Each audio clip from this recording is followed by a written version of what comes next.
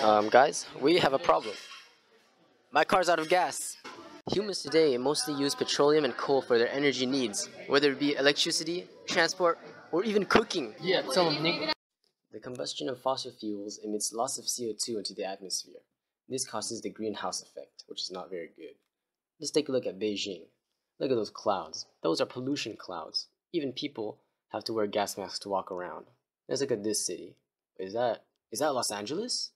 Yes, it is. Do you really think angels can fly in there? I don't think so. That is a big problem. That is why we of Team Ignite have thought of a solution.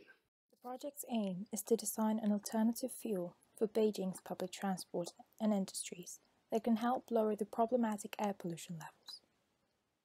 The fuel must meet several basic requirements.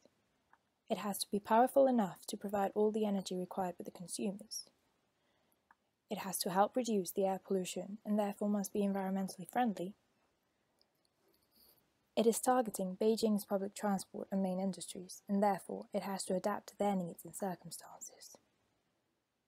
The investment required must be less than the fines they would have to pay if they continue to pollute with traditional fuels. And last but not least, the fuel must be made of something that does not emit CO2 when burned.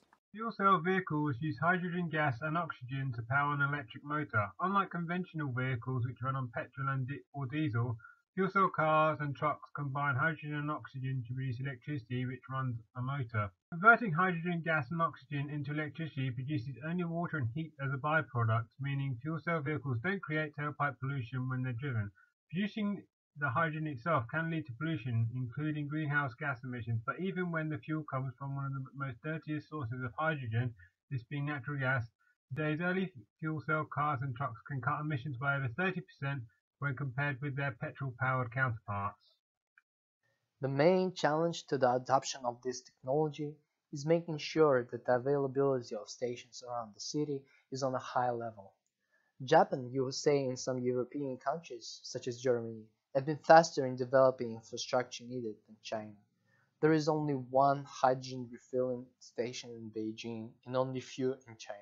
Keys to success for improving hydrogen availability are selecting fueling locations, creating a stations network, and ensuring public access.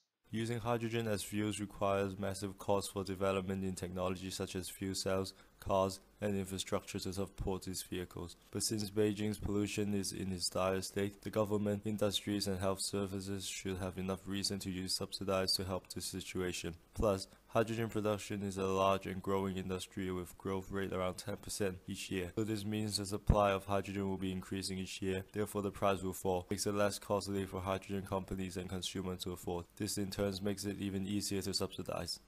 We're now going to take a step back and make sure our design meets our original criteria.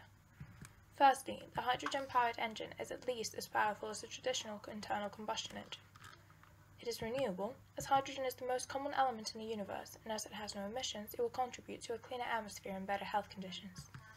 The project targets Beijing's main polluting industries and public transport system, taking into account their circumstances and needs. As for the cost, taking into account the growth of hydrogen's markets and the possible subsidies from the Chinese government and the World Health Organization, the investment made will be paid off and it will be less than the sanctions imposed for polluting. Lastly, hydrogen's internal combustion process generates water as the only product, making it ideal. Just kidding, guys. I don't need gas. I have hydrogen now.